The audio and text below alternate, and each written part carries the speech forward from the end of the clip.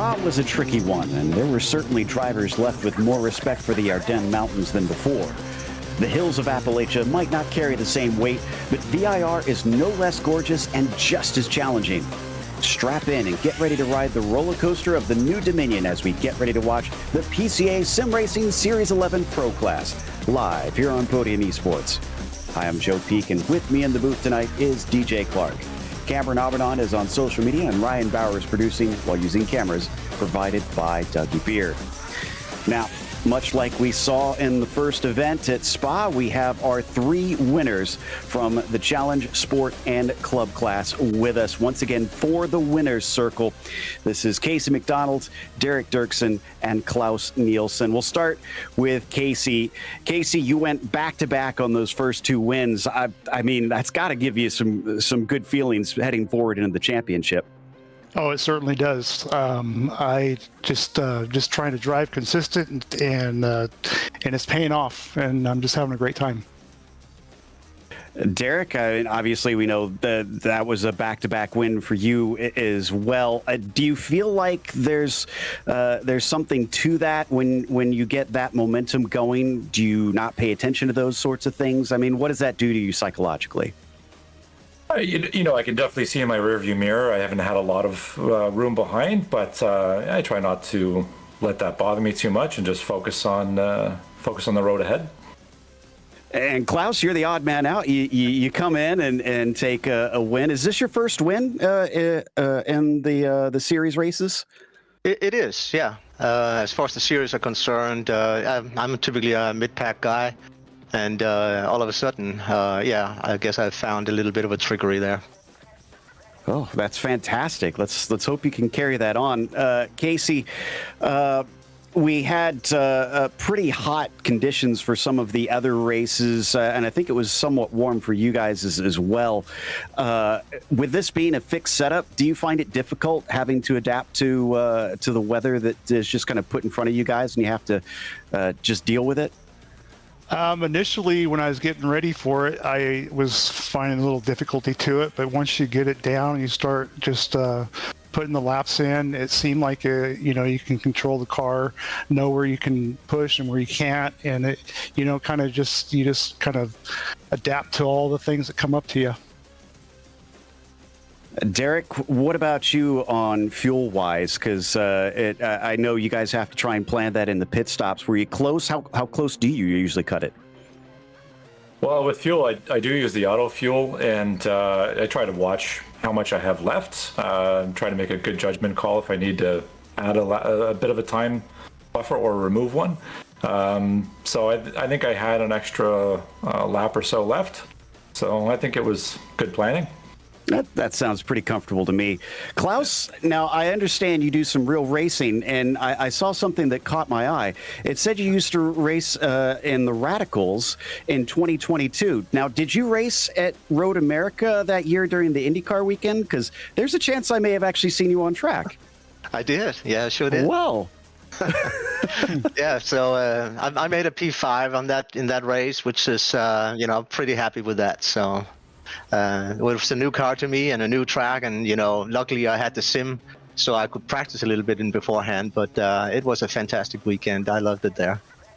Well, I doubt you were paying attention, but I was down on the backstretch in the Kettle Bottoms during that race and was watching them. So I wish I would have known, but it was awesome getting to know that I got to see you in person.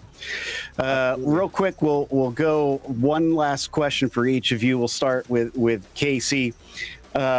Looking forward, is there a particular track that you think you've got a good shot at coming up? I don't have a favorite. I think VIR was my favorite track that I like to drive. So now it's just trying to get the lap times consistent up in all of them. And at this point, it's just learn and try to compete. Makes sense to me. Derek, you're now up towards the front of the grid, it looks like. What are your thoughts of potentially being bumped up down the road to the club class? Yeah, I think I'd be okay with it. I can see it's pretty competitive. If Klaus is still at the helm, I might have some serious competition based on the time spread he had at the end of the race. And Klaus, next time out, it's going to be the Red Bull Ring. That's going to be very different from what we had at VIR with all that paved runoff. Can you keep it within the white lines? It's a challenge. It's very easy to pick up exits there, even if you try hard. I mean, it's just one of those tracks where, oh yeah, you got to keep your nose straight all the time. I'm looking forward to it. I like the track, though it's difficult to drive. Well, I can't thank you guys enough for coming in and chatting with me here. Awesome to get your perspectives, and best of luck out in Austria. Thanks a lot. Thank you. That was our winners in the challenge class: Casey McDonald, sport class Derek Dirksen, and then club class Klaus Nielsen. Looks like they are gridded up, so let's go through your starting order, and it is Derek Cyphers who puts it on the pole. Robert Prescott will start in second. Then it's Teddy Framheim starting in third. Justin Sang will be P4. Sagar Dhawan will be in fifth position. Chris Pies starts P6. Then on row 4, you've got Rafael Amorim flanked by Chris Braun. After that, Matthew Siddall starts in ninth, and Logan Grotto will be 10th. DJ? In 11th place, it's going to be Mark Nister, followed by Trey Drawhorn. Lee Peterson lines up 13th, followed by Nick Melorano. Then it's Thomas Brinks and Jim Huth behind them. Arthur Chan, Nick Facciolo in P18. Kerry Brooks is 19th. Chris Cook rounds out your top 20.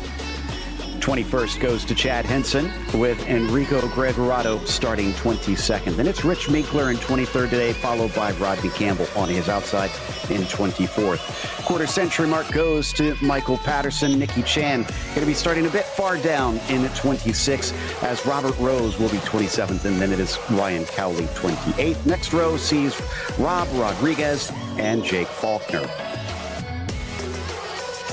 As we move on down through the order, Stephen Kemp is going to be 31st, followed by Peter Sigourney, Lyle Eddy, Dale Green, 33rd and 34th. Then Joe Sinclair, Connor Fentz, and Joe Steipel round out your 37-car grid. That's going to be plenty out here. Not as big as what we saw last night, but still will keep the drivers on their toes, no doubt, as we're just getting ready to take off on our partial pace lap. Then we'll be on the way. And just like last time, it is very hot. I mean, you can see the heat pounding off of the pavement there, DJ. 123 Fahrenheit.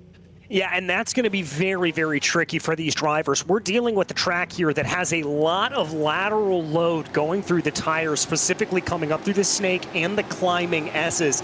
I think you've got to keep those tires underneath you over the course of this race. You've got to be careful, and tire conservation is going to be a huge, huge talking point.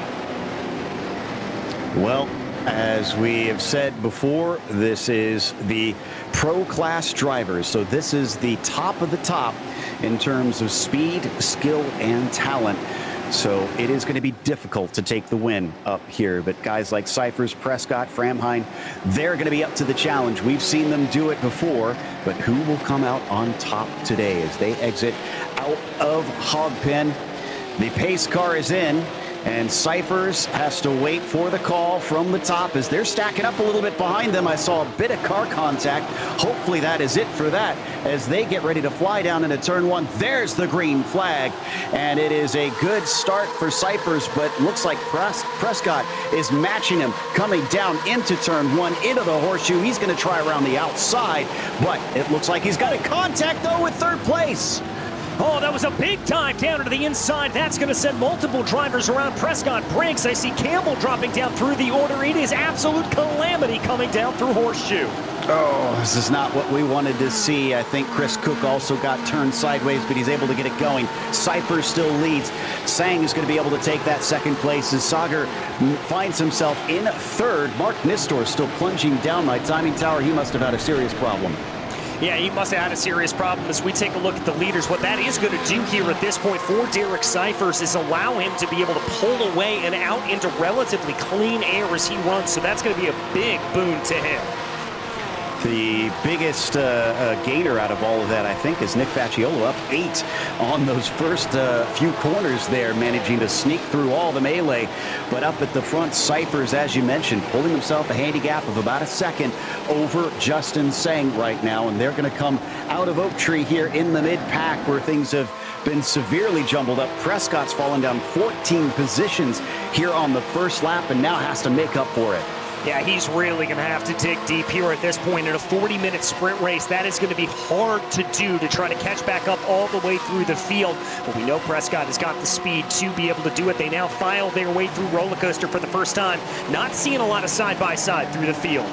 And in fact, I wonder if this is going to be a bad day for Prescott, because we saw in the other races, DJ, it looked like it was relatively tough to make overtakes here these 2 weeks. Yeah, this is not the easiest track to get an overtake done, Joe. It's very, very difficult to get up alongside. You're really dealing with two passing zones as a whole going down into a couple of corners. So it's going to be not the easiest thing to get anything done. A little bit of a look down to the inside by Arthur Chan, but he outbreaks himself, and that's going to allow Prescott to at least get one more back. He was trying to chase on Gregorato, but it looks like that one backfired a little bit. At least he kept it on the black stuff and is still outrunning as we look as far down as 24th. I mentioned that Chris Cook kind of got turned sideways. He's only lost 4 positions. Only lost 4 positions. That's pretty lucky there for him. And when we normally see those bigger incidents coming through there, it's going to be very, very difficult to be able to try to gain those back up. So good for him to hold on to that as he stands.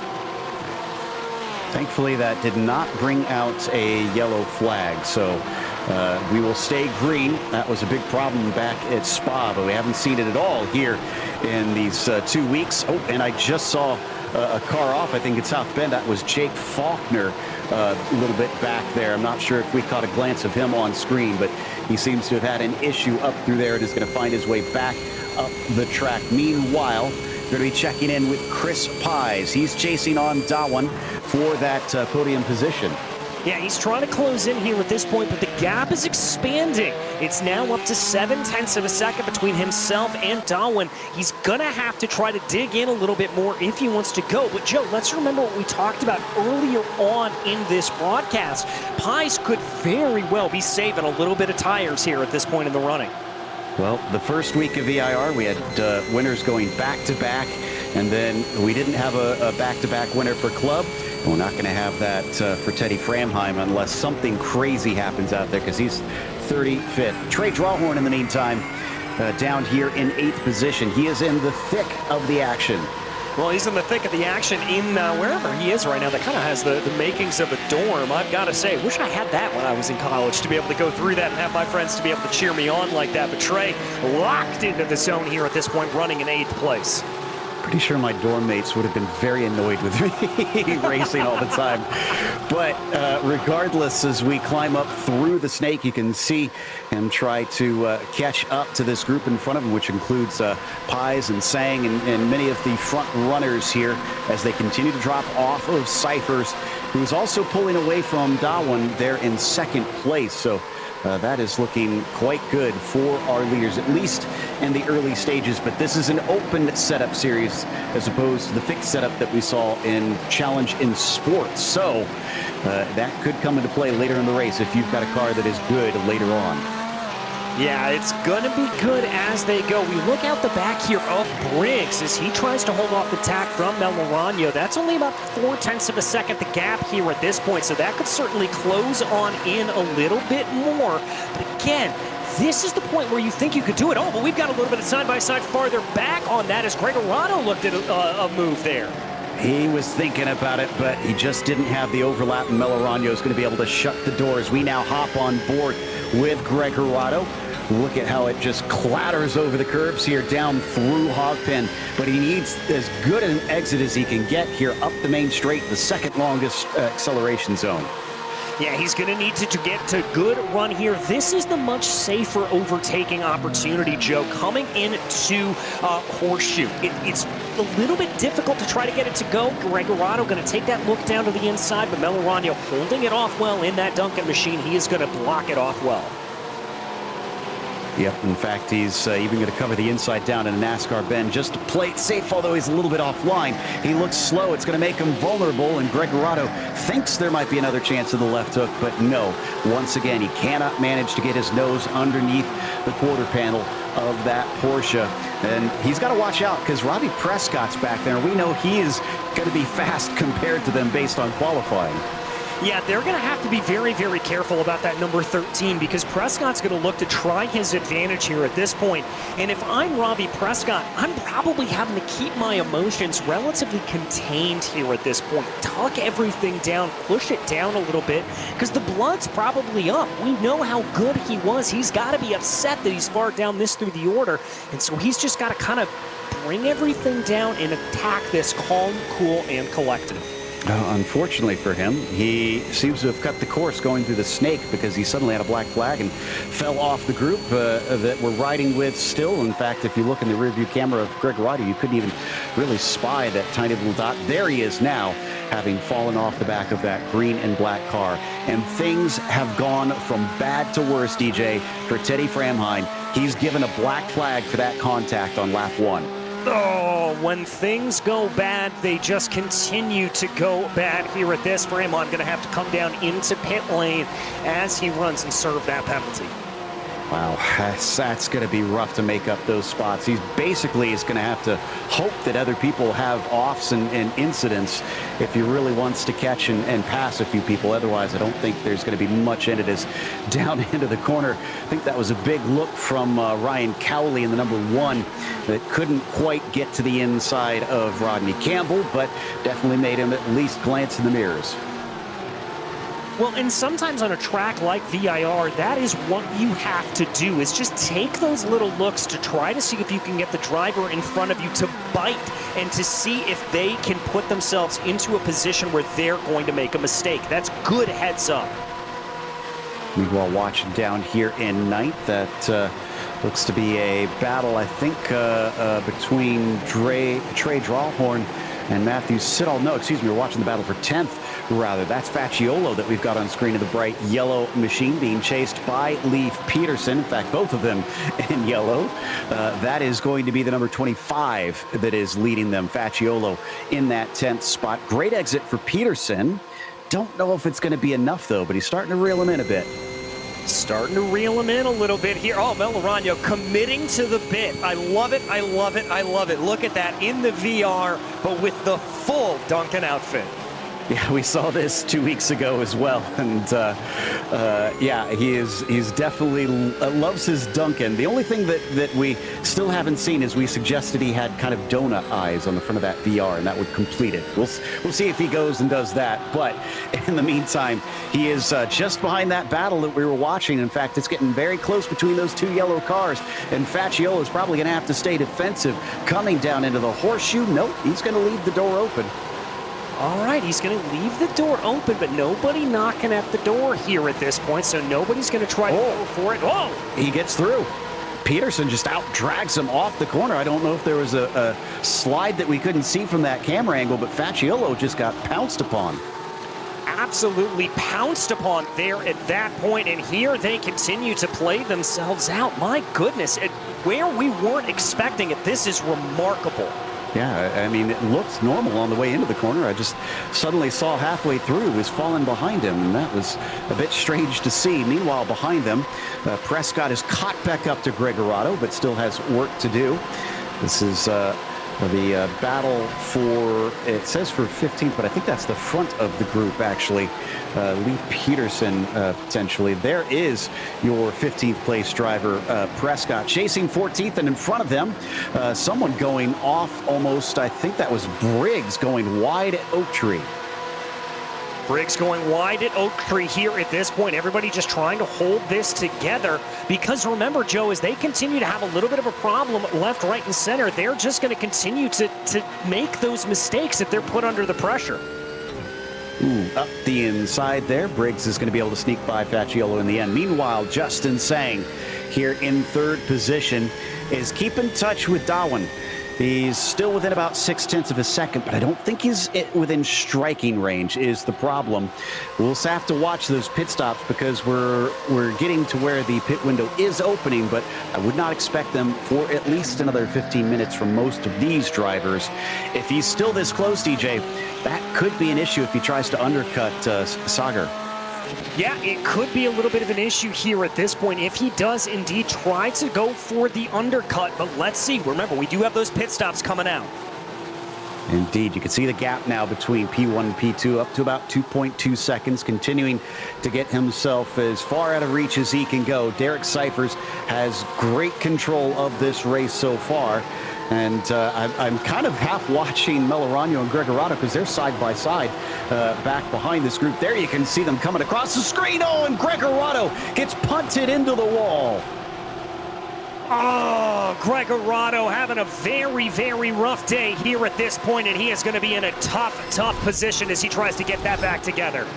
I mean, it's too wide through the snake, DJ. That's always going to be a risky proposition. I think it just bit him.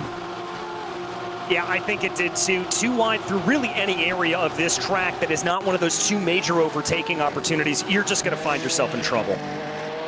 Well, Gregorato has to suck out the venom of that snake bite. Prescott's going to at least be able to pick up one more, and that's going to move him into 14th. Next on his list is going to be Nick Melorano. Let's see if he can manage to overtake the Donut Man here, as up at the front of that group. That is still the likes of Gregorato up in front of them, and currently sitting, actually no, excuse me, that is Gregorato now behind them, rather I should say, in the 7-7-1, down to 23rd position it looks like. Battle for 9th place is Matthew Siddall up there, trying to chase on Trey Drawhorn, who we were watching a little bit earlier. All right, so the battle continuing on here at this point. Everything's starting to get a little bit more exciting, a little bit more electric, Joe. As we get closer and closer to that clock striking 0, I think everything is just going to start firing off. Absolutely, and looking back here, that was off of Arthur Chan looking at Rodney Campbell. So this is the battle for 15th position with a train of cars. Ryan Cowley, Chad Henson, Kerry Brooks, Nikki Chan. Looks like Chris Cook is in there still trying to make up for his loss at the start, but he's at least back to 21st. And then he's got Jim Huth in behind him. Yeah, Huth going to try to just pick up the pieces here at this point, I think. If he's smart about this, let this battle play out in front of him and try to see if he can be able to maybe find his way by. So they get ready for the braking up into Oak Tree once again, trying to steer the car and slow it at the same time, and then hit the throttle and punch it coming out of it. We're going to watch Rod Rodriguez also attempt that as we see him fighting for 28th position just in front of him, trying to clip that apex and get the power down. That's Michael Patterson just in front of him. Patterson trying to hold on to this position. Everybody doing a good job here, Joe, of not going too defensive. When you try to go super defensive down into roller coaster, it can really come back to bite you because it'll compromise your entry into that line. But we've got our first taker down pit lane, Trey Drawhorn. Ooh, interesting. And I know he had an off through South Bend this time that we didn't see. So I'm not sure if maybe he's unhappy with the handling of the car and is going to try and see what he can do there. But, oh, he missed his pit stall on top of it. So he's going to have extra time down there. It looks like he's got a few others. Robbie Prescott is in. And trying to see who else that is. I think that is Cowley also pitting in. So that is very, very early. We usually don't see people in until about halfway through, so the 20-minute mark. Yeah, it's still a little bit surprising, but I think because of the lack of overtaking opportunities on the track, Joe, everybody trying to dive on in here early is to try to just get a little bit of clean air on this circuit. Chan leading this group, noticing he's got a little bit of damage on the nose. Hopefully that's not affecting him too much, but if he's slow in a straight line, we'll know pretty quickly because Madison Avenue is going to reveal that weakness. Yeah, it certainly will reveal it very, very quickly here if he's not careful, but let's see if he's got any problems. No, it doesn't look like he's slowing down too much. Yep, he's already on the throttle and starting to take off. Campbell will be able to overtake him if he has issues, but it doesn't look like it, like DJ said. Watching from Nikki Chan's view, not to be confused with Arthur Chan as well. No relation between them. Meanwhile, down to Brooks, down in 16th position. Casey kind of smack dab in the middle of that group. We've also got a replay of Faulkner. Let's see what he's gotten into. I think he got a penalty a little bit ago. All right, let's take a look here. Now, this is coming up through the rising S's, tries to poke his nose to the inside, and just loses it through South Bend. Got a little bit too much, got a little bit too aggressive there at that point. That was just enough to throw him off. And a correction, it looks like he was not penalized. They were looking at it for an unsafe re-entry, but they have deemed that one safe enough. Just unfortunate that he lost a lot of spots in that. Kerry Brooks, in the meantime, pitting. I think he's being joined by Dale Green and Nikki Chan as well. Wow, a lot of drivers really having an unusual strategy here today. I wonder if that's affected at all by some of the hot temperatures on the track. I mean, that could be it. We could see drivers diving down in as a result of that. I'm not entirely sure, though, because with just as little fuel as they need to put in the car, I don't think taking a full set of tires would necessarily be it. And the other part is you've got to make the tires last through the whole 30 minutes that you're waiting out on track. Well, the other thought maybe that I had, DJ, is that maybe these are cars that are kind of stuck in some of these trains. We saw that last night with the club class, that trains started to form and drivers having trouble passing were just kind of in a stalemate there. So maybe they're trying to think outside the box. Yeah, I think that could be it. A little bit of what I was talking about earlier in terms of that clean air that they were trying to be able to get and work their way through. I don't think that's out of the realm of possibility. Meanwhile, the 62 of Chan heading down into, of Campbell heading down into the roller coaster and then up towards the front. That is Amarim, who is still trying to keep within touch of Justin Sang. And then Chris Pies is right behind him. But it is separating up on the podium and from there on back. Basically from Pies, Braun, Grado, and Siddall, though, it's closing in. I like that little sign there that Chris Pies has. May your coffee kick in before reality kicks in. I can tell you, as somebody who wakes up, stumbles the coffee pot every morning, and intravenously takes about 4 cups, I approve of that. I feel like he needs one that says, don't talk to me before I've had my flat 6 in the morning. I like that.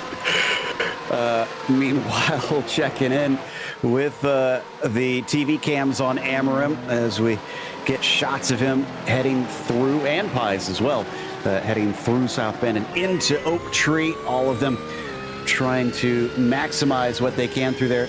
Also got a view of Ryan Cowley, and looks like he's got his axe with him there in his room. Oh, I looked up for a second and thought you meant a literal axe. No. I was very confused for a moment there, Joe. I mean, if someone's into timber sports, my wife did compete in those, so there could be. I'll have to ask and see if anybody actually does that in the PCA. But anyways, Prescott now is who we're watching. Remember, he fell back very early on. And Robbie, oh man, he's still only 25th. Although, actually, I say that, but I forgot that he took his pit stop. So that sent him back down again. We won't really get a good picture until a bunch of other cars pit, and then we'll see how many spots he's gained. For him, DJ, I definitely think that makes sense. If he's stuck towards the back of the pack, I mean, you might as well pit early. Yeah, I think that's a good call. I think that's an absolute good call to be able to do that. Just take a little bit of a gamble and see what happens. Briggs now pitting in, so he's also got Rodney Campbell pitting with him. Let's see if anybody else also hops in here on this lap now that we are pretty much at the halfway point. That 4th place battle. I got to say, Amarim, we've seen him deal with pressure before, and he usually does pretty decent with it. Today's is definitely keeping Chris, both Chris's behind him at an arm's length. So I'd say he's managing it well in the first half. Let's see if the second half can go just as good. Yeah, let's see if he's able to just keep everything together. Oh, I think Peter Sigourney may have had a problem through the field. He dropped down a couple of positions behind Rodriguez and Eddie farther down. Sigourney, unfortunately, down to 20th, although he's gained 12 spots from the start, so it's still not a bad day for him. He's actually got Lyle Eddy and Joe Sinclair to either side, and both of them have gained 14 positions. Now, none of these cars have pitted yet, so that might change a little bit later on. Still watching here up and over the crest of the roller coaster as we're going to get a replay. Let's see. This is Sigourney. Yeah, Sigourney leading the group here. Track's out a little bit wide going into NASCAR. Ben going to keep it together. I've got a sneaking suspicion I know what's coming here. Onto the grass, coming through left hook. Just a little bit off track. Honestly, I'd say he's lucky that car did not spin when he put a wheel in the dirt. That is such a difficult corner. That corner has honestly been the bane of my existence, so I don't blame him for making a mistake into there.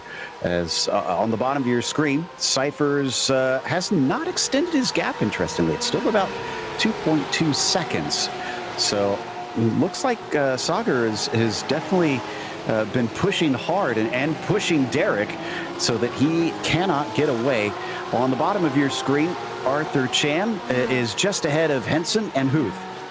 All right, just ahead of them here at this point. Let's see what can happen if, a little bit of a wide run there in 13th position. That was Chan that almost got wrong. Got to watch out for that here. Mistakes can be so costly from what we've seen. Teddy Framheim now pits in, takes his service. We've got some information. The leader just spun. Derek Cyphers is off the track in Oak Tree and falling down the order. Sagar Dhawan has now taken the lead away from the number 95. I just said how you have to watch out for those mistakes. They could be costly, and one hiccup has given it away from Cyphers. One little hiccup there at this point. Let's see exactly what happened. This is coming up into Oak Tree. Just too much speed, Joe. Too much speed into that first right-hander, and that absolutely, Dhawan almost getting into the side of him. Very close, very good heads up, and that's tricky because I wouldn't consider that an unsafe re-entry from Cyphers, but he very much was prone across the track, and I think he got a little lucky that Dhawan was heads up. Yeah, I think he did as well. And Dhawan there just able to kind of tap on the binders a little bit, slow the car down, try to be able to get everything together, and very, very heads-up play there from Dhawan to be able to keep that together like he did. Jim Huth now pitting. Highest driver to have pitted right now is Robbie Prescott. Huth might emerge in front of him. It'll be close, though. We'll have to keep an eye on that. Down in 24th. Ryan Cowley is, my goodness, under immense pressure. That's Campbell, Brooks, Cook, all just climbing over his rear end. Yeah, he is really on the attack here at this point. Wide run, though, there for him coming down through the snake, or excuse me, coming down through Hog Pen. This could be a run. If he's able to hold that a little bit better, let's see what he's able to get. He's starting to get close, and in fact, that forces Campbell to go defensive, coming down into the braking. Oh, he outbrakes himself, and he runs into Cowley. Both of the spinner rounds sneaking on by. Cook will take 2 positions, and Nicky Chan will as well. Cowley and Campbell fall down the order. That is recompense for Chris Cook, considering he got turned early on. Yeah, I think it is a little bit of that here at this point, Joe, but all of these drivers, just you can see the fine margins that we're dealing with here at this point in the running. Let's take a look at the replay. You called it perfectly. Just outbraked himself down into the corner. So focused on that defense, maybe just got over-ambitious. Car was there in front of him, and unfortunately, I think that also caused one car to have to check up heavily. That was Casey Brooks, who had to come to a complete halt there in the neon green and purple on the outside, kind of an innocent victim. Yeah, but that's good heads up. I mean, rather lose one position than get some potentially terminal front-end damage there at that point. Now, this is Sang and Amarim, the battle for P2. We've had another taker down into pit lane, by the way, as Nick Facciolo is coming on in. Yeah, Sang and Amarim both got promoted up the podium. Amarim onto the podium, really, with that spin from Cyphers. Facciolo is done with his pit stop, and I think he will emerge ahead of Robbie Prescott, so he will take over the role of highest driver to have pitted now at this stage. Rodney Campbell, in the meantime, pretty much a slam dunk penalty, I think, for that contact.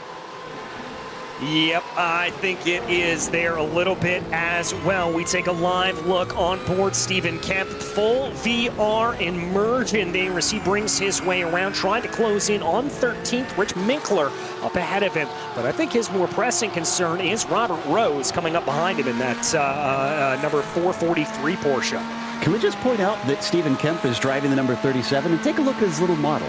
That's the number 37. I think he has a penchant for that number. I think he does too. I think there may be a connection there. I'm not sure. I'll have to look into my notes, see if I can find if he's given us a reason why he chooses that number, because they have asked the drivers that in the past, but I'll have to do some digging. In the meantime, battle for 13th between Kemp and it looks like Robert Rose as he's being chased down the backstretch. And actually, this is for 14th. Kemp in the lead of these two. This is a good shot for Rose. Let's see if he wants to try and take it. He's, nope, gonna lift a little bit early on the way into the roller coaster. Yeah, just decides not to go for it there. Again, what we talked about a little bit earlier in the roller coaster, Joe, it looks like an inviting area to get that overtake done, but you've really got to be clear and in front of the driver you're trying to pass. A lot of drivers coming down into pit lane right now. Amarin, Sidal, Melorano, and Binkler. Yeah, that's a bunch of our top 5 drivers. So that means things are starting to kick off, I think, towards the end of the pit window. Back onto the track.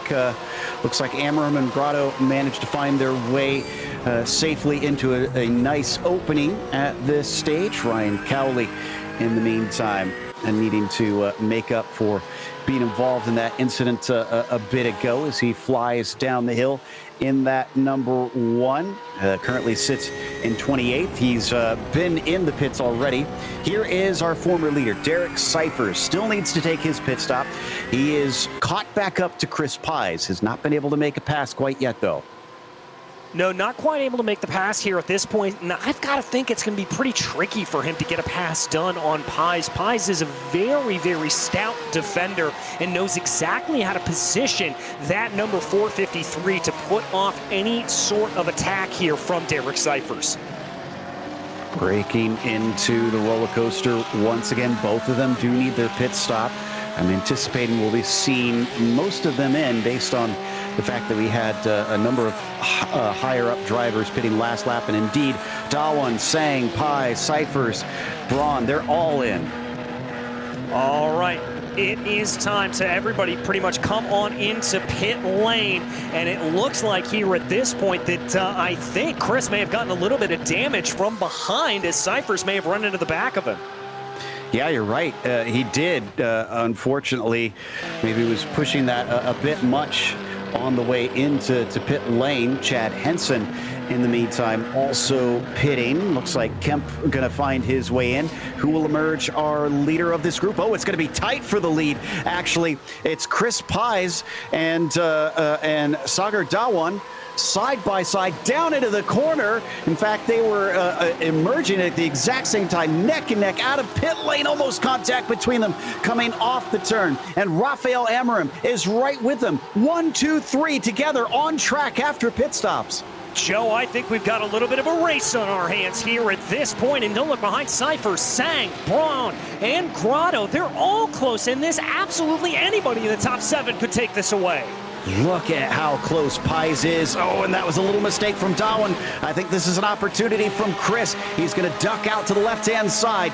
Do they dare go wheel to wheel through the climbing S's? We already saw it go south through the snake. What about here? This is a one-lane road, and just edging ahead. Chris Pies is going to take the spot. Oh, no, they come together. Can Pies get away from it? Yes, he does, but Moore's cars spin behind, trying to avoid. Seifers gets involved in it. Braun goes off track. Looks like Justin Sang also collected. It is calamity at the front of the field. And that is all. Unfortunately, I've got to put that on Rafael Amarim. You can try to go too wide through the rising S's, but you cannot get it done through South Bend. Contact there between the two. I don't know. That was a late defense from Dawan. I think you could put it on either one of the drivers. Let's watch here. Yeah, it moves across, although it could have been some netcode that kind of steered him into it. And then the other cars behind, I think, just saw the accident happening and tangled with one another trying to avoid. Yeah, I mean, a little bit of one way, a little bit of the other. The only thing that we know for sure, Joe, we'll let race control review that. There is a little bit of netcode potentially, but I'll tell you one thing, everybody ended in tears after that. Except for Chris Pies, who got a 2.5 second lead because of all that happened behind him. And also Logan Grotto in the number 8 bumps himself up into second. Chris Braun climbs up to third. It has been a complete shuffle from the start of the race. Oh my goodness gracious. I mean, try to keep your head on a swivel here to keep up with all of this. Absolutely remarkable. And the battle's not done. Chris Brown still has Darwin behind him and only about 0.6 of a second back, so that battle could still very well be on. Man, Logan is up 8 positions. I always comment about how it's a lot harder to make up a lot of spots at the front of the field, even more so when you're talking about the pro class here. That is an unbelievable climb up the order for the number 8 car. Yeah, I mean, these are the top of the pops when we talk about these drivers. They are absolutely the best of the best when it comes to racing. So really, really remarkable that we're seeing this much back and forth. Battle for 6th place being led by Sang Facciolo's in there. Robbie Prescott, who is back up to 8th spot. This is a great recovery. Now that all the pit stops are over, Prescott looks like his early strategy is paying off quite well. He's still down 6 from where he started, considering he was on the front row. But, I mean, damage limitation has been excellent from that number 13. Yeah, it really has. He's done a great job here to keep everything together. Robbie Prescott watching, though, up ahead as there comes a move. Facciolo into the roller coaster. Remember when I said you couldn't go side by side? Facciolo says, watch me. That was saying I thought for sure they were going to make contact and they'll get out the other side somehow. Facciolo has taken 6th place by force. Yeah, it really has. Just absolutely muscled his way out. And look at all the time here that Justin Sang has lost as a result of that not being able to get on the loud pedal. Here comes Prescott. Here comes Peterson. It's a train. You saw the shake of his head. Oh, and he's off the track. I think maybe that was some frustration showing its head there. Justin Sang is out of this one. So Sagar Dawan now returns to 3rd. Braun falls to 4th. Amarim up to 5th. And Facciolo to P6. All right, all the shuffling around here at this point. Let's see what is able to happen in the final 6 minutes of this race. If the whole rest of this race has been any sort of indication, who knows what can happen here coming forward. This is not as wild as I thought it was going to be. It tends to be the slower classes that you see sort of chaotic races. And these are the drivers, as we said, that are the most skilled, the most consistent. So it tends to be much more of a chess match up here. But today, this track has brought out the mistakes of many of our best. And it is maybe going to be more of a game of attrition. I mean, maybe it is, and I think it's really a testament here to the circuit rather than the drivers itself. You know, we coming from Spa and then going to the Red Bull Ring shortly thereafter. Those are 2 FIA Grade 1 circuits. I think this is more of a club-style American circuit, and it's really challenging these drivers. It certainly is, and we're watching 11th here. So that is Chad Henson being chased by Huth and Arthur Chan coming down through into Hogpen once again. So just outside of the top 10. Henson a little bit far back to break into that top 10 with Briggs in front of him, unless a car ahead has another issue. So at this point, maybe trying to consolidate this P11 over Jim Huth as he's going defensive a little bit. That seems maybe a little bit premature. I didn't think Huth was that close. Yeah, I didn't either, but, you know, sometimes you get this late in the race, you just kind of want to stake your position and say, no, this is my spot. Don't take it away from me. Continue to watch that on the top as we got the battle for 6 down on the bottom. Facciolo versus Prescott. He could still get one more. Could Robbie trying to recover his way forward? Not just Facciolo, but Joe Stifel. Nope, actually Joe's a lap down, so that's not going to be forward position. It's a little ways up the road for Amarim, it appears on my timing screen. Maybe about 2.5 seconds up there. Now we're going to be watching on board with Prescott as well in that fight. Look at him close under braking.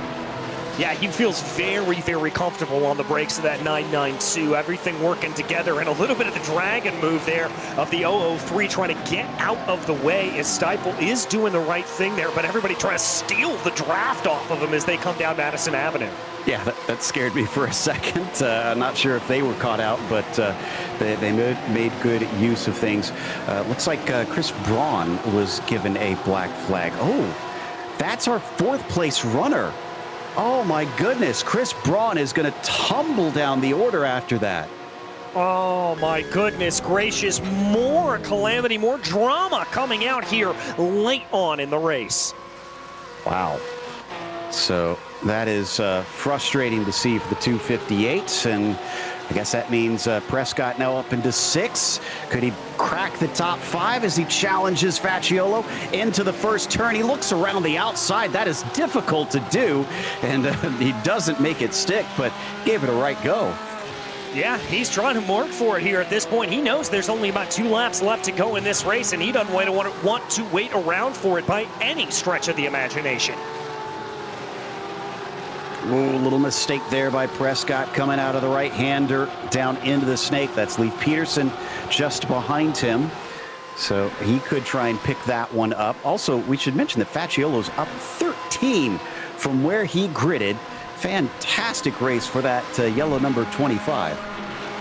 Yeah, that's a really good one for him to be able to do that. Oh, more news here. Derek Cyphers being given a black flag from P8. And I believe he's the one that moved across the track in that. No, I take that back. That wasn't him, I don't think. I think he caused the secondary incident in that run up into South Bend. But regardless, whatever the case, he has been ruled at fault. So he is going to go from leading this race, I wouldn't say comfortably, but handily, to now suddenly being, probably outside the top 15. Yeah, that's not going to be a good run for him by any stretch of the imagination. Chris Pye's going to cross over the line with 2 minutes left to go. That is going to be exactly 2 laps to go here for Chris Pye's. Wow. I have a feeling that he's going to be a little bit shocked that he's leading this race, and even more so if he manages to win it. And by the way, a correction from race control. It wasn't for the incident into South Bend that they penalized Cyphers. It was for the contact he made with Pies coming into the pit lane. And remember, we kind of pointed that out a little bit, wondered what it was going to be, but there it is. So that is exactly what's going to be happening there for him. That is the reason for that. There's Matthew Siddall that we take a look at. Big old wide triple monitor there that he's got. Very jealous of that, I have to say. I am too. And of the spa cutout that he's got hanging on the wall. But as he continues on, unfortunately, he'll have to maybe feel happy about having this wide screen and that cool wall decoration, because he just spins off track, adding to the issues of the day, because he's already down 22 spots from where he started this thing in 9th. Definitely going to be a drop day for Matthew. Yeah, that's not going to be a good run there for him, unfortunately. I don't exactly love that for him, but he's going to continue going on back around here at this point. Pretty spread out up in the top 4 here at this point. The closest battle, Facciolo's under pressure from Prescott. Side by side up into the roller coaster. Prescott's going to have the inside down to the apex. Can he keep it tucked in? He can. Almost runs into the side of him once again, and that causes him to check up. Facciolo will live to fight another day. He will indeed here at this point, trying to be able to get it on and try to be able to hold ahead, but he's got to watch out for Leif Peterson behind him. There's not a lot left, and there's only 1 lap to go. White flag is out for Chris Pye, still 2 seconds ahead. Prescott could still take this 5th place away from Nick, but he's got to watch out for Peterson and Briggs behind. In fact, that is Briggs trying to send it in. Can he keep it pointed forward? Yes, he can. That tail of the car really wanted to come around. He was going in deep. Yeah, very, very deep there at that point, but somehow able to keep it together here at this point as they run. We keep our eye on Prescott, just looking for the opportunity to pounce here on Facciolo. Oh, tries to cut back underneath, but Facciolo was parked at the apex, couldn't carry his momentum. He is still right on top of him. He's doing everything he can, but Facciolo, with his stout defense so far, has been doing beautifully. He's been doing an absolutely incredible job to be able to keep him behind at this point. He's going to have to run the gamut again, though, going down Madison Avenue. If Prescott's this close behind, he may be able to have a good run. I'm pretty sure, and we saw him try it last time, so he's not afraid to give it a go, especially this late in the race. Again, Prescott started this on the front row, so he's just trying to make up whatever he can, knowing that it could have been that little bit more. But Chris Pies here, sitting in P1, started this race from 6th position, was honestly, I think, around 5th or so from most of it, emerged from pit lane with a wicked fast pit stop, found himself up into the lead after fighting for it, pumps his fist in celebration. There's the wave as he takes the win here at VIR. Just calm, cool, and collected. Let the race come to him, and that 453 is going to be across the line, but Prescott on for battle here. He's going to run to the line. Oh, I think he's just a little too short as they hit the line. Yeah, a 1/10 of a second back, unfortunately. That's how tight it was, but he'll still manage 6th place. Grotto and Dawan got a podium here today. Excellent run from them, especially Logan Grotto, up 8 positions, and Facciolo up 13 at the end. Henson up 12. There are some huge movers today. Yeah, big-time drivers that were just able to take advantage of others' misfortune. It was a good heads-up for a lot of these drivers to just put their nose in the right position and be able to take this away and get a good result.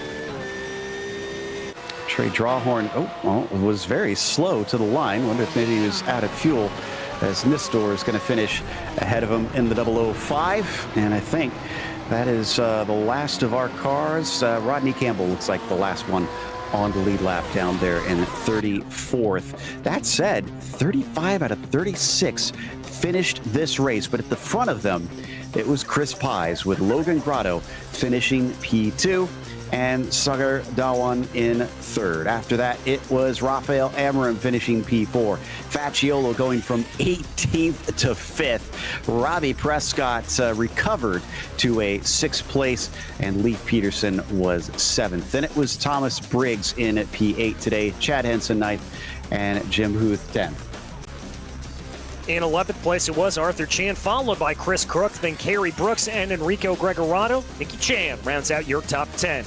Chris Braun came home 16th. Derek Cypher's rough day found him finishing in 17th, followed by Rich Minkler, Ryan Cowley, and Rob Rodriguez. Stephen Kemp was 21st as Lyle Eddy finishes P22, and then Robert Rose 23rd. After that, it's Michael Peterson and 24th, and Teddy Framheim from 3rd place to 25th in the end. Dale Green wound up 26th, Jake Faulkner 27th. Peter Sigourney, P28 for him, Joe Sinclair 29th, and Nick Melarano wound up 30th. In 31st, it was Matthew Siddall, followed by Mike Nistor, then Trey Drawhorn and Rodney Campbell, last drive to finish on the lead lap. Joe Steifel was in 35th, Justin Sang and Connor Fisk all 3 of them having some rough days out there. Still impressive that with all the issues, 34 cars out of 36 starters finished on the lead lap. Let's not forget we've got more action coming up with next Wednesday night, January 31st, Challenge Class kicks us off at the new track, the Red Bull Ring. That should be a fun one. This wraps up our coverage here at VIR, so a big thank you goes out to the steering committee at PCA Sim Racing, as well as to our team, DJ, Ryan, Cameron, and Dougie. Thank you so much for watching tonight's broadcast of PCA Sim Racing. I'm Joe Peak, and I'll see you on the track.